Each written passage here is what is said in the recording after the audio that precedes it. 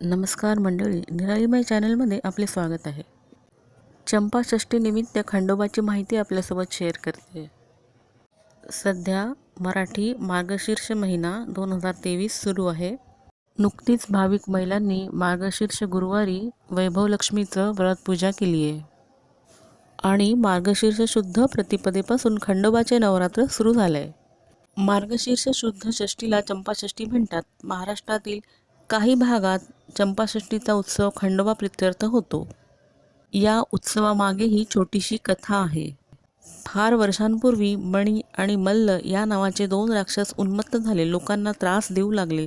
त्यांच्या त्रासातून लोकांना सोडवण्यासाठी शंकरांनी खंडोबा या नावाने योद्धाचे रूप घेतले.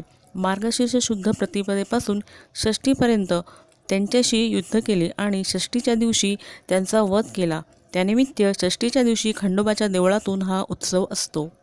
असं मानलं जातं की मणी आणि मल्ल या राक्षसांच्या विरुद्ध खंडोबाचं जे युद्ध चालू होतं, तर खंडोबाला विजय मिळवण्यासाठी ऋषीमुनींनी एक अनुष्ठान केलं होतं.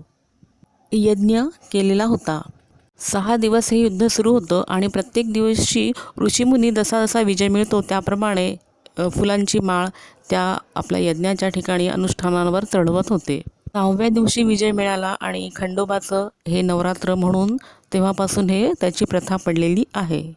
म्हणून खंडोबाचे नवरात्र हे चंपाषष्ठी म्हणून साजरे केले जाते. मार्गशीर्ष महिन्यातील या दिवसांना देव दीपावली असे सुद्धा म्हणतात. महाराष्ट्रातील कित्येक घराण्यांचे खंडोबा हे कुलदैवत आहे. काही घराण्यातून या 6 दिवसात खंडोबाचे नवरात्रही असते. चंपाषष्ठीच्या दिवशी कुळधर्म असतो.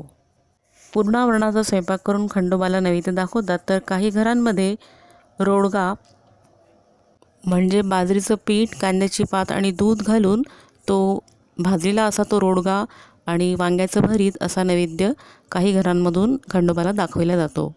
खंडोबाच्या नावाने तळी भरतात, जयघोष करतात. मल्हारी मार्तंड जय मल्हार, येळकोट येळकोट जय मल्हार, हर हर महादेव चिंतामणी मोरया, आनंदीचा उदो उदो भैरोबाचं चांग भलं, सदानंदाचा येळकोट जय मल्हार. क्षत्रिय बाण्याचा देव म्हणून मराठ्यांना हा देव विशेष प्रिय आहे. तसेच खंडोबाच्या भाविकांमध्ये योद्धा, पुजारी, शेतकरी आणि पशुपालक यांचा देखील समावेश होतो. याला शंकराचा अवतार समजत असल्याने यालाही बेल आवडतो. तसेच भंडारा, हळदही आवडते. म्हणूनच कोणतीही कामगिरी अंगावर घेताना पूर्वीच्या काळी मराठे वीर खंडोबाचा बेल भंडार उचलीत असत. जबाबदारी स्वीकारली हे सांगण्यासाठी बेल भंडारा उचलण्याची रीत पूर्वी होती. खंडोबा हे नाव कसे पडले? तर खंडोबा हे नाव देवतेचा खंडा संस्कृतमधील खडग व मराठीतील खंडा या शस्त्रांवरून आले आहे. दुसऱ्या मतानुसार हा संस्कृत स्कंद शब्दाचा अपभ्रंश आहे. स्कंद, स्कंदोबा, खंडोबा. तसेच याखेरीज मल्हारी, मल्लाचा अरी म्हणजे शत्रू तो मल्हारी, मल्ल राक्षसाचा वध करणारा तो मल्हारी असे मल्हारी असे नाव पडले. याखेरीज खंडेराय, मार्तंड भैरव, म्हाळसाकांत, रवळनाथ, येळकोटी, येळ बरोबर 7 कोटी सैन्य असलेला ही खंडोबाची इतरही नावे आहेत. खंडोबाच्या पत्नीचे नाव म्हाळसा होते. तिच्यावरून खंडोबाला म्हाळसाकांत असेही नाव मिळाले आहे. काही भक्तजण म्हाळसाला तर काही जण मल्हारीला आपले कुलदैवत मानतात.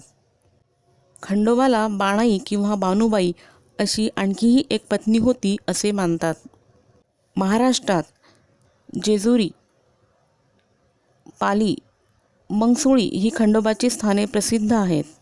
या स्थानात मुख्य स्थान पुणे जिल्ह्यातील जेजुरी हे आहे. येथे वर्षातून 4 वेळा म्हणजे चैत्र, मार्गशीर्ष, पौष आणि माघ या महिन्यात जत्रा भरते. मोठा उत्सव असतो. धारवाड जिल्ह्यातील गुडगुड्डापूर येथे किंवा देवरगड येथील खंडोबाचे स्थानही प्रसिद्ध आहे. याच ठिकाणी मल्ल दैत्य आणि खंडोबा यांची लढाई झाली अशी समजूत आहे.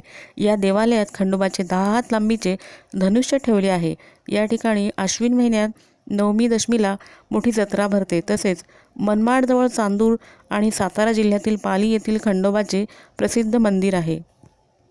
यावेळी या देवतेचा विवाह समारंभ मोठ्या थाटामाटाने साजरा केला जातो. अशा तऱ्हेने खंडोबा हे महाराष्ट्रातील काही भागातील जागते गाजते दैवत असून त्याची जत्राही मोठ्या प्रमाणात भरते. येळकोट येळकोट जय मल्हार. खंडेराज महाराज की जय. खंडेराव महाराज की जय. माहिती कशी वाटली ते कमेंट करून नक्की सांगा. चंपाषष्ठीच्या आपणा सर्वांना खूप खूप शुभेच्छा. थँक्यू.